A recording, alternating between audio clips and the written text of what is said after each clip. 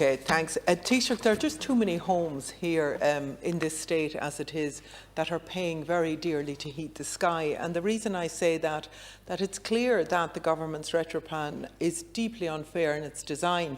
It prioritises those with greatest means over those with greatest needs. A wealthy household can access €25,000 for the publicly funded grants for the deep retrofit, while many with far greater need cannot access the basic measures such as the attic or the wall insulation. And places like North Mayo have some of the highest concentration of energy poverty in the state, but North Mayo will not be the largest share of the retrofits. The Better Energy Warmer Home Scheme is one of the better designed schemes that actually targets the most vulnerable, but it's been under-resourced. There are 9,000 people on the waiting list, and it will take up to 27 months for people to get the very basics of the retrofitting. The prioritisation of wealthier households serves to add to the growing delays of those living in energy poverty. Taoiseach, I think it's very important that you re-look at the retrofit plan and that you assess it properly and that you measure it and that you evaluate it in terms of who is taking up the grants and, moreover than that, who is not taking up the grants, people who desperately need them but can't afford to access it. First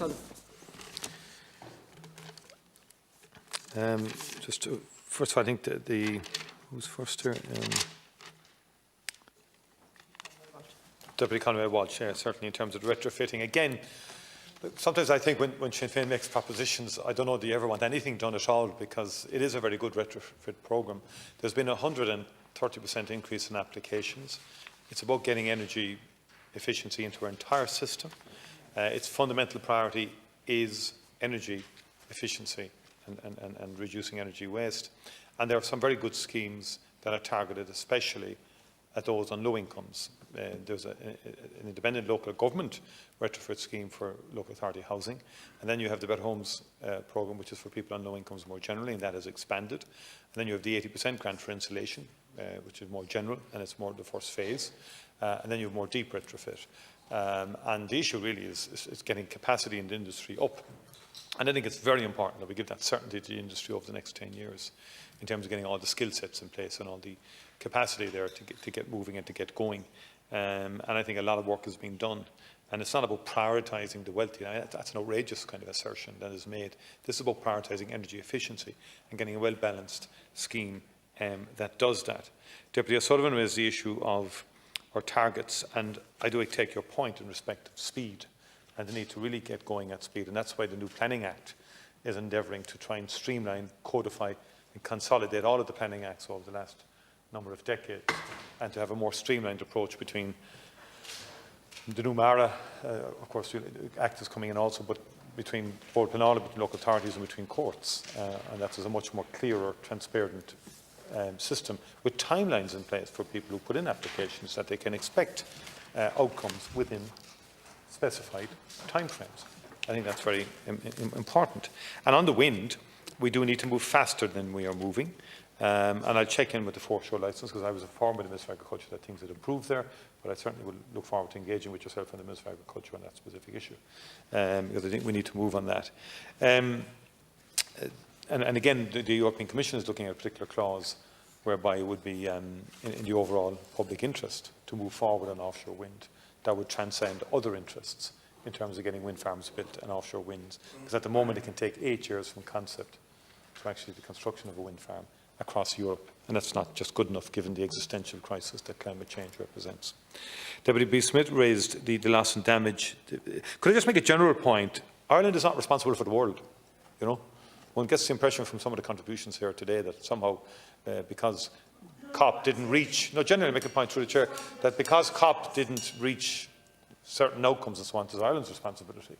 Like, Ireland makes a very progressive and constructive contribution to these international gatherings and takes it very, very seriously, and our officials and political representatives of COP apply themselves seriously to this to try and get agreement.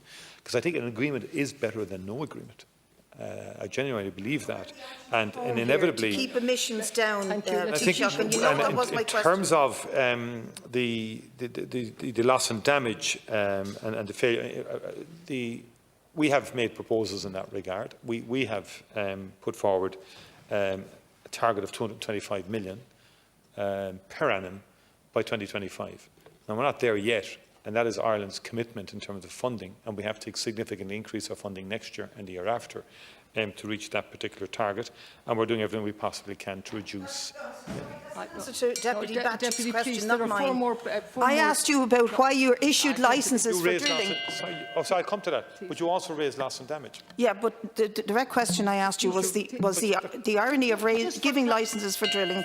For clarity, we have 30 seconds left, and there are 4 remaining TDs waiting on their answers. I take that, but look, a lot of questions have been asked. I've dealt with loss and damage. I've dealt with failure to limit general temperature. I was coming on to your next one, which is licence extension to Europa and existing licence holders. And I have others to come, so I don't know whether we can get just a few minutes. Yeah, but if we could sort of focus in. Thank you, Taoiseach. Yeah, on the extension, Europa already have a licence. There are legal constraints on government in terms of existing licence holders.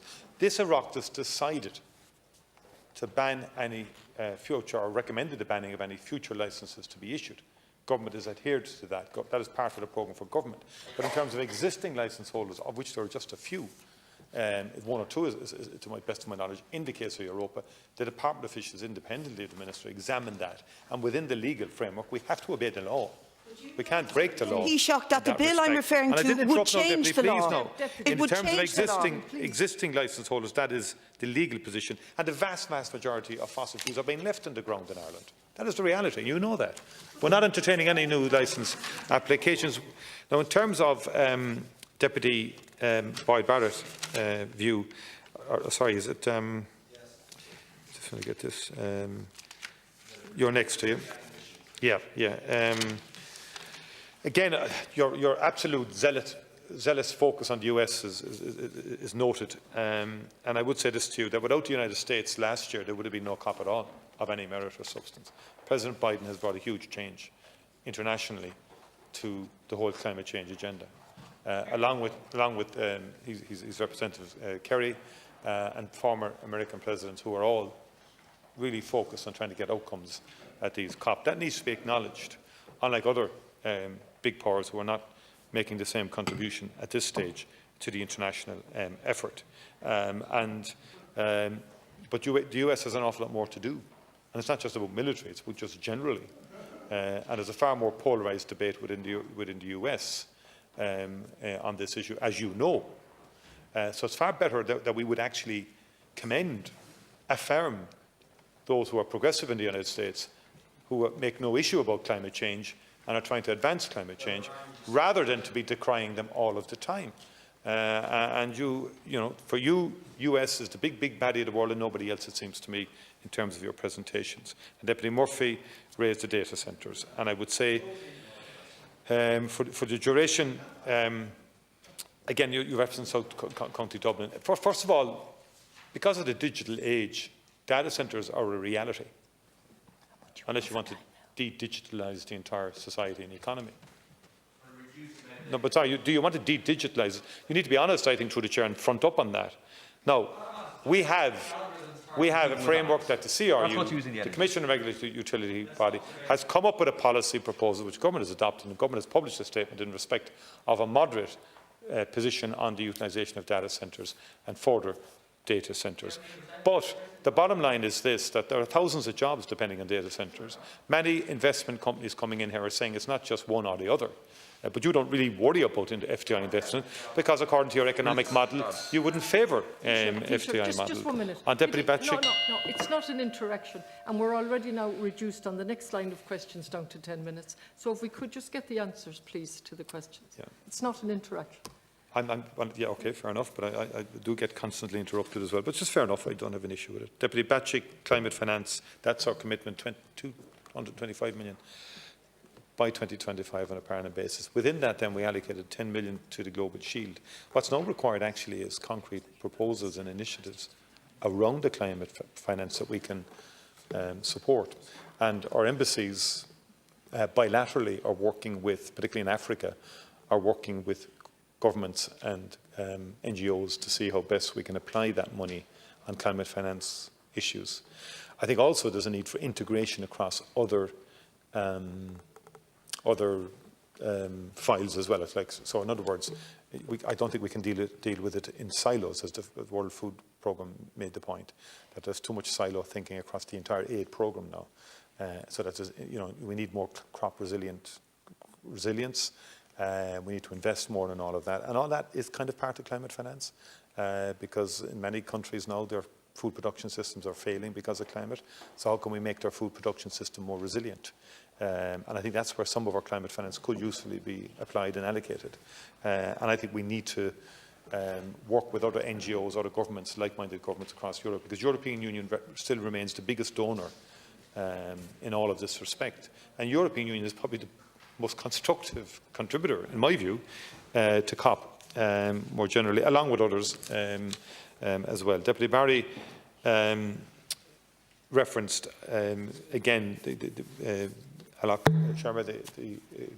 lead last year for COP26 in Glasgow, who did a fantastic job, I think, in what he achieved at Glasgow. And again, I don't believe the corporations, and I think you said, and their puppets as politicians. Sometimes I wonder, through the chair, I often wonder, have we some useful puppets here too for other jurisdictions? But that's another day's work, because believe me. You're a puppet for the Americans. Yeah, well, there you are. Well, who are you a puppet for?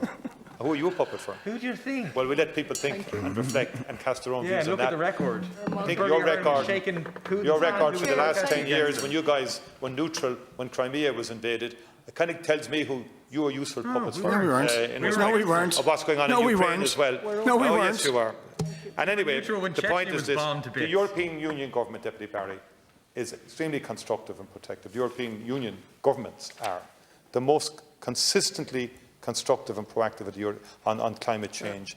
And you can never bring yourself to acknowledge that. Thank you. All you guys can do is attack the European Union and attack the United States every single day, almost to the exclusion of anybody else. So Támig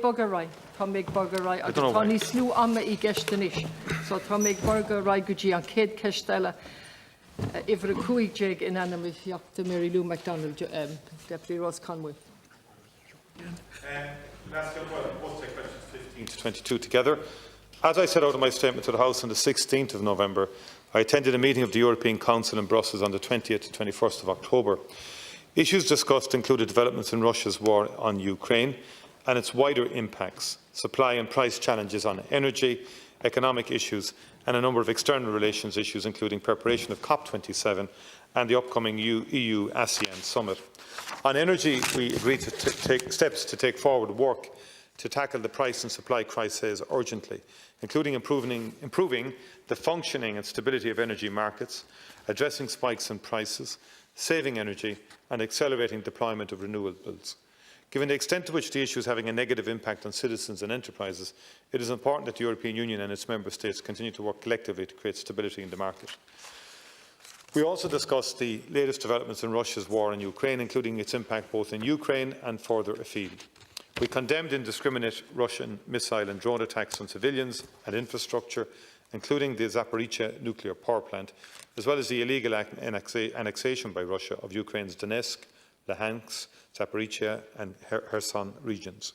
The European Union will never recognise these illegal annexations. We stated our intention to continue to provide political, financial and other supports to Ukraine for as long as it takes, and reaffirmed our commitment to hold Russia to account for its war crimes. The European Council condemned action by Iran in support of Russia's war, and we welcome sanctions adopted on the 20th of October 2022 in this regard. We also call on the Belarusian authorities to stop enabling the Russian war of aggression by permitting Russian armed forces to use Belarusian territory. Through its tactic of weaponising food in its war against Ukraine, Russia is responsible for the global food security crisis. To counter this, the European Union-Ukraine solidarity lanes have made the export of Ukrainian crops, agricultural products and fertilisers possible. Leaders expressed support for the call by the United Nations Secretary-General for the extension of the United Nations Black Sea Grain Initiative. On Iran, we condemn the unacceptable use of force by Iranian authorities against peaceful protesters, in particular against women. Women in Iran are being denied their civil and political rights. The meeting also held a strategic